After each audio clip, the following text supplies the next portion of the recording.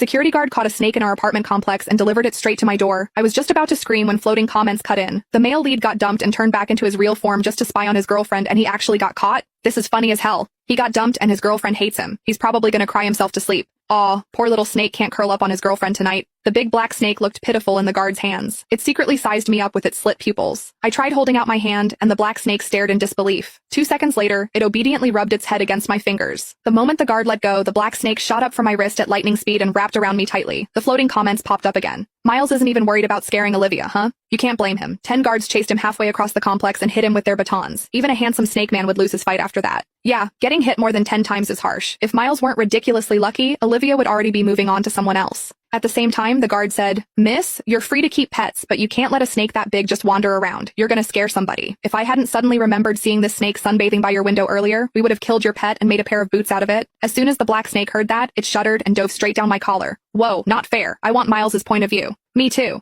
Talk about turning disaster into a win. Miles seriously lucked out. I tried to soothe the snake tucked against my chest, then hurried to grab the watermelon I had just bought and handed it to the guard.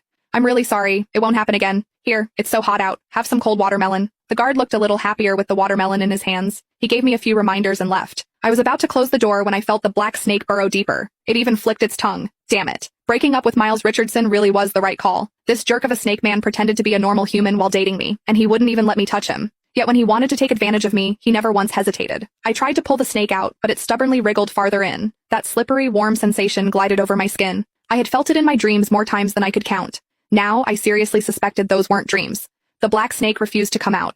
In the end, I had no choice. I let it curl up against me and fall asleep. Miles can finally sleep well. Ever since breaking up with Olivia, he hasn't been able to eat or sleep. He drank himself numb until he finally couldn't take it anymore and turned back into his real form just to see her. I peeked down through my collar at the black snake nestled inside. I didn't get it. Sure, I was the one who suggested the breakup, but he agreed to it too. The reason was simple. Miles wouldn't let me touch him. Imagine dating a guy with a perfect face, long legs, and abs, just to have him tell you he didn't want to get intimate with you. For a while, I even wondered if something was wrong with him, or if he was self-conscious of his size. But every time things almost crossed the line, Miles would grit his teeth, get up, and march into the bathroom to take a cold shower, leaving me alone in the bedroom to clean up the mess. Back then, I thought he must be in love with someone else, and he was saving himself for his one true love. Because of that, Miles and I ended up in a huge blowout fight. "Miles, are you even a man? If you are, then touch me." Miles clenched his fists. A long silence passed before he finally said, "I just want to wait a little longer, until you're ready to accept it." Accept it? Accept what?